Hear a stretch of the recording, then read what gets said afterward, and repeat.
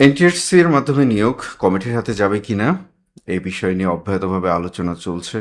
আপনারা জানেন ইতিমধ্যে গত 3 তারিখের একটি বৈঠকের রেজলিউশনের কথা বলা হচ্ছে।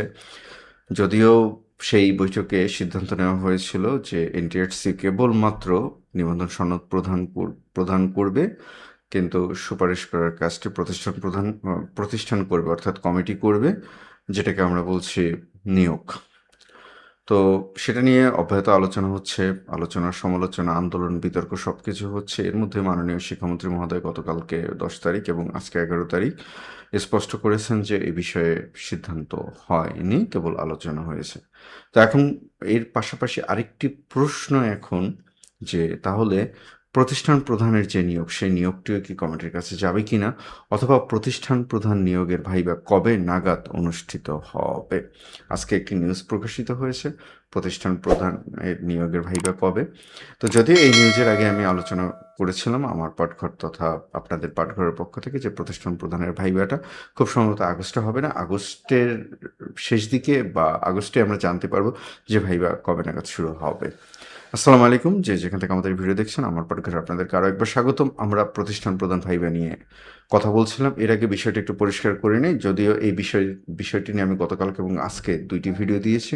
সেই ভিডিওতে আমি বিস্তারিত আলোচনা করেছি। অনুরোধ করবো সেই ভিডিওটি দেখে নেওয়ার জন্য, সেটা আমাদের প্লে লিস্টেই পাবেন। তো মোটামুটি একটু ভরসা পাওয়া যাচ্ছে। ষড়যন্ত্র শেষ পর্যন্ত সফল হয়নি, অর্থাৎ প্রতিষ্ঠান প্রধান নিয়োগ বা এনটিআরসি এর যে শিক্ষক নিয়োগ ক্ষমতা বা সুপারিশ ক্ষমতা, সেটা শেষ পর্যন্ত এনটিআরসি এর কাছেই থাকছে। এবং 3 আগস্টের যে বৈঠক, সেই বৈঠকে মাননীয় শিক্ষামন্ত্রী মহোদয় এনটিআরসিকে নির্দেশ দিয়েছিলেন এই ভাইবা প্রক্রিয়া দ্রুত শুরু করার জন্য, এবং ভাইবার সামগ্রিক কার্যক্রম বা সামগ্রিক ক্ষমতা এনটিআরসি এর কাছে অর্পণ করা হয়েছে। তো যে নিউজগুলো দেখেছি, আমরা একটু সেই নিউজগুলো দেখে আসি। নিউজের মূল বিষয়গুলো: ভাইবা নিয়ে অনিশ্চয়তা, বেসরকারি স্কুল, কলেজ, মাদ্রাসা এবং কারিগরি শিক্ষা প্রতিষ্ঠানে অধ্যক্ষ, উপাধ্যক্ষ, প্রধান শিক্ষক এবং সহকারী প্রধান শিক্ষক নিয়োগের এমসিকিউ পরীক্ষার ফল প্রকাশে প্রায় 4 মাস হলেও এখনও মৌখিক পরীক্ষার তারিখ ঘোষণা করা হয়নি। বিলম্বের কারণ এবং মন্ত্রণালয়ের ব্যস্ততা। আগামী 15 আগস্ট শিক্ষকদের অবসর সুবিধা বোর্ড এবং কল্যাণ ট্রাস্টের অর্থ বিতরণ কার্যক্রম উদ্বোধন করবেন প্রধানমন্ত্রী তারেক রহমান। এই কারণে শিক্ষা মন্ত্রণালয় আপাতত অন্য কোনো কার্যক্রম নিয়ে ভাবছে না। 15 আগস্টের পর ভাইবা নিয়ে আলোচনা হতে পারে।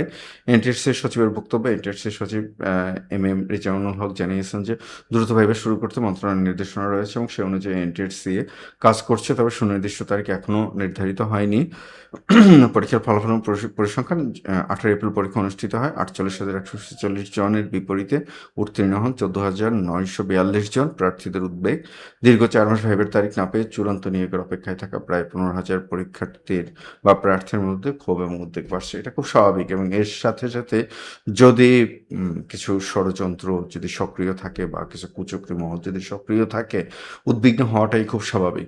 এখন বিষয়টা হচ্ছে যে আমার কাছে যতটুকু তথ্য আছে, বিভিন্ন সোর্স থেকে যতটুকু তথ্য নিয়েছে, মোটামুটি ওই আগের কথাটাই আমি বলবো, অর্থাৎ আগস্টের আপনাদের ভাইবা শুরু হচ্ছে না, কিন্তু আগস্টে জানা যেতে পারে যে কবে নাগাদ আপনাদের ভাইবা অনুষ্ঠিত হবে, এবং আপনাদের ভাইবা শুরু হলে মোটামুটি দ্রুত ভাইবাটি শেষ করার চেষ্টা করা হবে, এবং আপনাদের নিয়োগ ইনশাল্লাহ আশা রাখি গত 2-3 দিন যে এনটিআরসির যে বিষয় নিয়ে আমরা সাধারণ মানুষ থেকে শুরু করে শিক্ষাবিদ, মিডিয়া হাউস, ছাত্র, বিভিন্ন ভার্সিটির ছাত্র সংসদ থেকে শুরু করে সাধারণ মানুষদের মধ্যে আমরা যেরকম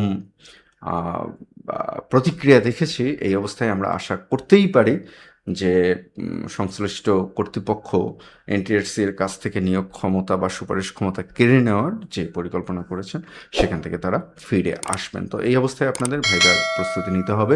ভাইবার প্রস্তুতি নিতে থাকুন, এবং আপনাদের জন্য আপনাদের উদ্দেশ্যে জানানো বা যে আমরা ইতিমধ্যে এনটিআরসির ভাইবা প্রস্তুতি নিয়ে কাজ করছি, প্রতিষ্ঠান প্রধান ভাইবা নিয়ে কাজ করছি। ইতিমধ্যে আমাদের 3-4টি ব্যাচ সম্পন্ন হয়ে গিয়েছে। আমাদের নতুন একটি ব্যাচ শুরু হয়েছে। আপনারা চাইলে এই ব্যাচে যোগদান করতে পারেন। এই ব্যাচে যোগদান করবেন কেন বা আমাদের সাথে ভাইবা প্রস্তুতি নেবেন কেন, সেই বিষয়গুলো আমরা একটু সংক্ষেপে দেখিয়ে দিচ্ছি। অন্য ভাইবার থেকে এই ভাইবাটি একটু ভিন্ন ধরনের ভাইবা, কারণ এটা এন্ট্রি লেভেলের ভাইবা নয়, এটা হচ্ছে একটি পদোন্নতির ভাইবা, এবং এই পদোন্নতির ভাইবাটাতে আপনাদের জন্য যে প্লাস পয়েন্টটা আছে, সে প্লাস পয়েন্ট হচ্ছে 12,000 পদের বিপরীতে 14,000। তো আমরা যদি একক ব্যক্তি হিসেবে যদি হিসেব করি, কিছু পদে যতগুলো পথ ততজন হয়তো ভাইভাও বসবেন না। তবে হ্যাঁ, কিছু, কিছু জায়গাতে একটু প্রতিযোগিতা হবেই।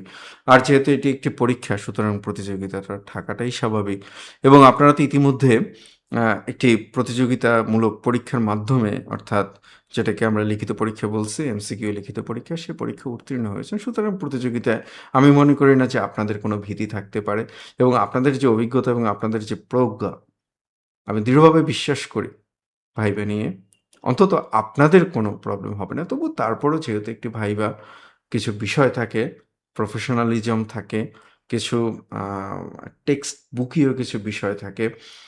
সবকিছু মিলিয়ে আমার পাঠঘর আমরা যেই ভাইবা কোর্সটি পরিচালনা করছি, আমরা সমস্ত বিষয়গুলোকে মাথায় রেখে অহেতুক ভীতি নয়, আমরা চেষ্টা করছি ভাইভাতে আপনি আপনার যেটা আছে, আপনার যে অভিজ্ঞতাটা আছে, সেই অভিজ্ঞতাটাকে পুঁজি করে কিভাবে ভাইভা বোর্ডটাকে উত্তীর্ণ হতে পারবেন।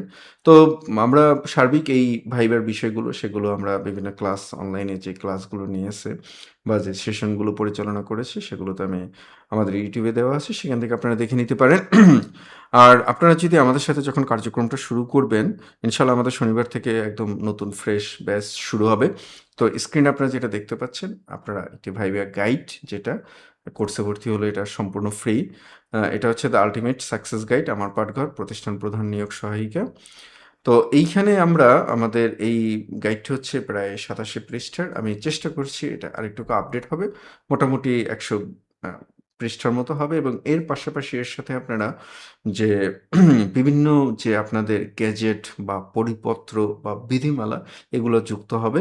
তো ওগুলো আমি আর হিসেব করিনি বা ওগুলোকে আমি কাউন্টের ভিতরে রাখিনি। তো ওই বিষয়গুলো যুক্ত হলে এটা বেশ একটু বড় আকারের হবে। তো আমরা আ ভাইবার যে শুরুর যে বিষয়গুলো আছে, এই বিষয়গুলো এআই ভাইবা নিয়ে আমরা যে কথা বলছিলাম সেটা তো আর হচ্ছে না। ভাইভাতে আমরা কিছু গুরুত্বপূর্ণ বিষয় আ যে বিষয়গুলো আপনাদের দরকার সেটা হচ্ছে নিজের পরিচিতি, সেলফ ইন্ট্রোডাকশন, মানে প্রতিষ্ঠান এবং প্রশাসন, নিজ জেলা, উপজেলা এবং বিভাগ, বাংলাদেশ এবং মুক্তিযুদ্ধ, বিশ্ব পরিস্থিতি, শিক্ষা ব্যবস্থা, শিক্ষাক্রম, তথ্য প্রযুক্তি এবং আধুনিক শিক্ষা ব্যবস্থা, শিক্ষক ব্যবস্থাপনা, আইন কানুন, আ পরিস্থিতি ভিত্তিক কেস স্টাডি, প্রশ্ন, সহশিক্ষা এবং ক্যাম্পাস ব্যবস্থাপনা। এই ১০ টি বিষয়ের দিকে আমরা গুরুত্ব দিয়েছি। আর ভাইভাতে সফল হওয়ার জন্য আপনি যেটা করবেন আর যেটা করবেন না সেগুলো আমরা দিয়ে দিয়েছি। ভাইবার জন্য ২০ টি গুরুত্বপূর্ণ ক্ষেত্র অর্থাৎ ওই যে শুরুতে আমরা যে ১০ টি বিষয় বেছেছি, সেই ১০ টি বিষয়ের মধ্যে ২০ টি আমরা ফিল্ড যদি বলি, সেই ফিল্ডগুলোকে আমরা সাজিয়েছি যেইখানে ভাইভাতে আপনাদের মূল টার্গেট অর্থাৎ ভাইভা বোর্ড আপনাদের ভিতরে যেটা দেখার চেষ্টা করবে লিডারশিপ, প্যাটিয়েন্স এবং ডিসিশন মেকিং আ ক্ষমতা আপনার যেটা সেটা। তো ২০ টা বিষয় বলতে সময় লাগবে এটা আমি আ দিলাম মানে আর বললাম না। আমরা ক্লাসে বিস্তারিত বলে দেব। ভাইবা জয়ী হওয়ার কৌশল এগুলো আমরা বলে দিয়েছি। আর সবচেয়ে গুরুত্বপূর্ণ যেটা স্টার মেথড। স্টার ৪ টি শব্দ মানে ৪ টি বর্ণ দিয়ে ৪ টি শব্দ হয়। সিচুয়েশন অর্থাৎ আপনি যে সিচুয়েশন আ যে সিচুয়েশন এর মুখোমুখি আপনি হচ্ছেন। টাস্ক মানে আপনার দায়িত্ব অর্থাৎ ওই সিচুয়েশন এ আপনি কি করবেন? বা আপনার দায়িত্বটা কি বা আপনাকে কি করতে হবে? আর অ্যাকশন হচ্ছে আপনি যেটা করবেন আর এর ফলশ্রুতিতে যেটা হবে। তো আমরা আমাদের সবগুলো প্রশ্নই স্টার মেথডে আমরা রেখেছি। সবগুলো উত্তর আমরা স্টার মেথডে রেখেছি। কারণ এটা খুব গুরুত্বপূর্ণ। প্রতিষ্ঠান প্রধান হিসেবে আপনি কখনো আমি বলতে পারব না। আপনাকে সবসময় আমরা বলতে হবে। তো এই বিষয়গুলো আর describe yourself অর্থাৎ বেসিক যে বিষয়গুলো, এটা ইউনিভার্সাল কোয়েশ্চেন। তো এটা যদি আপনি এই জায়গায় এসে যদি আপনি শুরু করেন যে, "মাই নেম ইজ" ধরুন mister x, "I passed my SSC exam in 1983" তো এটা তো ভাইবার জন্য হলো না। মানে এই প্রতিষ্ঠান প্রধান লেভেলের ভাইবা এসে হলো না। তাহলে এই উত্তরটা কিভাবে দেবেন সেটা আমরা বলে দিয়েছি। তো এটা তো মোটামুটি ৮৭ পৃষ্ঠার শিট সব বলতে গেলে অনেক সময় লাগবে। তো ইনশাআল্লাহ আমরা শনিবার থেকে আপনাদের নতুন ব্যাচ শুরু হবে।